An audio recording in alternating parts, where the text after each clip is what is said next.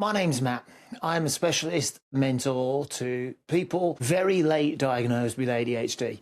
Now, that means people who are typically 40 years or older at the point they realize that it's been ADHD all along. I work with some of the leading clinicians and researchers and experts across multiple fields to try and understand ADHD better and combine that with the lived experience of everyone I work with and myself as somebody who was late diagnosed at 46 to help others make sense of ADHD. In this series of videos, I'm tackling one topic at a time. And this series is all about the products that we're seeing advertised online that, whether overtly or subtly, claim to support or make better the experience of living with ADHD. Before I begin, I want to be very clear about this. I'm not here to judge anyone for trying to find things that help them. I understand why so many people feel they're left without an alternative and must turn to other things other than prescribed medication to help them. But I want to share this information to help you make informed decisions about the products that you're seeing and the adverts that you're seeing, so that you understand what's really going on behind the scenes and what the evidence really says, particularly when we're seeing products with lots of different ingredients in them. So I hope you enjoy this series. If there's anything you'd like me to cover, or if there's something you think I've missed, leave a comment down below and I'll do my best to make a video on that as soon as possible. I want to talk about something we're all seeing more and more of in our social media feeds. And that's ads for supplements and other products that promise focus, clarity, calm, confidence, essentially to support our ADHD. Gummies, tablets, patches, powders, coffee alternatives. The list is endless and growing day by day. The branding is always different. The names are always different. But the stories and the claims and even the wording often start to feel uncannily similar. Now, this isn't about calling out individual brands. It's about helping people understand what's actually going on behind the scenes. So why are there so many similar brands? Well, a large part of this market operates on what you could call a drop shipping model. That means that the people fronting the brands often don't develop or even manufacture the product themselves. They're selecting from a catalogue of existing formulations and ingredients and then adding their own branding, which means they're focusing almost entirely on very clever marketing. You could genuinely set up your own business with next to no investment in a matter of minutes and be in a market with a potential revenue of millions if the advertising is to be believed. So you can see why it's tempting. As a result, many products are chemically very similar. The same ingredients appear again and again. Lion's mane, saffron, L-theanine, caffeine derivatives, vitamins, minerals. But the main difference are doses, blend ratios, and packaging. When products are this similar, the claims become the only differentiators. And that's, for me, where the problems start. Because that's all we're seeing and all we're being sold. Very well crafted, authentic sounding claims. Often, though, these have absolutely no evidence to support them. When the stories feel so real, what makes these ads particularly effective is the use of storytelling. There are agencies pumping out this content on an industrial scale every day, and they are damn good at it. The founder story sounds so deeply relatable. The struggles described feel familiar to anyone with ADHD. We see words like overwhelm, burnout, masking, failing, and trying everything. These are designed to register as your eyes scan your social media feeds, interrupting your concentration, tricking you into thinking that the ad could easily be talking about you. But if you look closely, many of these stories follow the same structure, almost beat for beat and word for word. And that's because much of this content is template marketing, often very AI assisted. They're built from the most searched ADHD terms and pain points because cynically, these convert the best. I've seen offers from marketing agencies promising £100,000 revenue in months over a short space of time, how they can coach startups to skirt the boundaries of what's ethical, honest and factual in the marketing of their supplements. It really isn't all that it seems. Now, some founders do have ADHD, but that doesn't mean that the story you're being sold reflects their lived experience. In many cases, it is a carbon copy narrative designed to hook you in emotionally without providing any real evidence. The trap here is affinity bias. When something sounds like us, we assume it must be authentic. We think that person really seems to get it, so this product must work.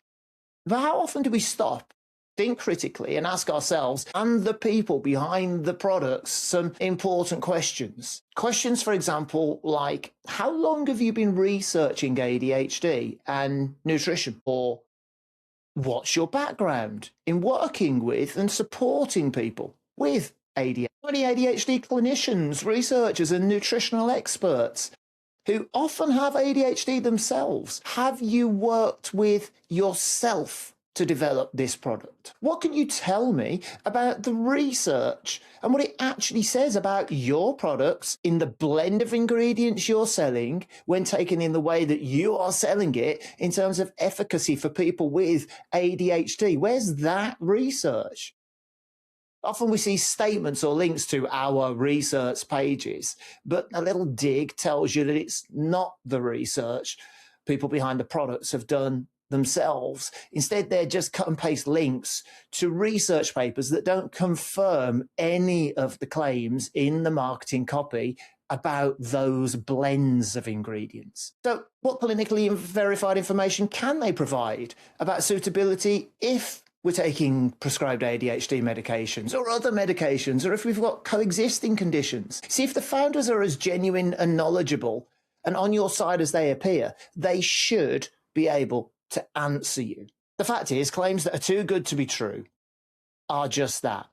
But the same pattern shows up in the claims. When dozens of near identical products all promise improved focus, calm, emotional regulation, or life-changing clarity, that should make us pause, especially when those claims aren't backed by product-specific, clinical, or even dietary trials. In the UK, food supplements are not allowed to claim they prevent, treat, or cure medical conditions, and claims about brain function, mental performance, mood, or focus are classed as health claims, which must be authorised and properly substantiated. The Advertising Standards Authority doesn't just look at what's written in the small print. They look at the overall impression an advert gives. If an advert strongly implies ADHD-related benefits without appropriate evidence, that's a problem.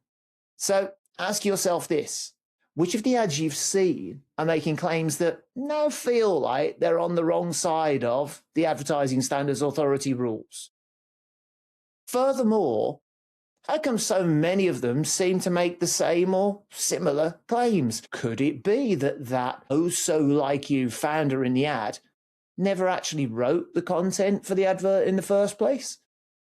The answer is, more often than not, yes. It's worth also talking about social proof. Many of these brands rely on things like generated or even paid for reviews and testimonials. The first question to ask is always, how long has this product existed? And therefore, does the amount of reviews seem plausible? Same can be asked of the pages of 4- and 5-star reviews on brand new products. The question is, how? We also have to talk about bought influencer promotions that aren't clearly disclosed. Now, many companies know that paying influencers for reviews is a popular way of gaining product credibility.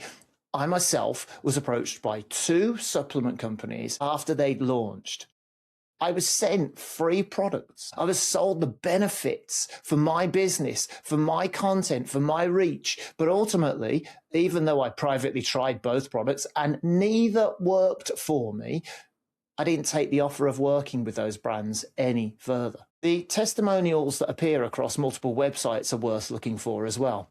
Just take a look and see how many avatars and quotes you start to recognize across different brands. Now, that doesn't mean every review is fake or every influencer is dishonest.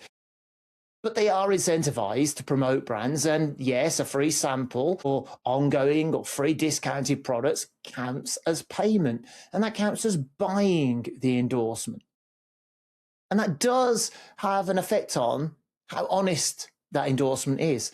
It's also worth noting that the majority of reviews and endorsements fall within the 2 to 4 week window of use.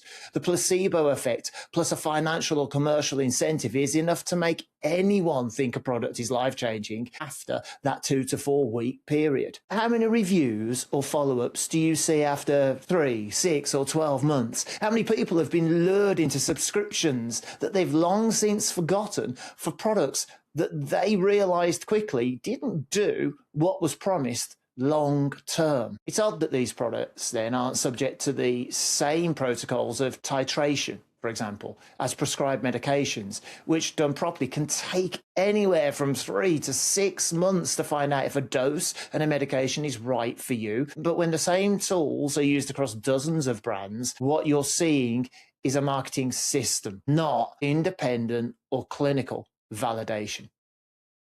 So why is ADHD being targeted? Well, look, ADHD has become a particularly attractive market. Awareness is high, access to diagnosis and medication, particularly in the UK, is inconsistent, and many people are left managing on their own. So from a business perspective, that's a ready-made audience. That doesn't mean every business is acting in bad faith, but it does mean we should be cautious.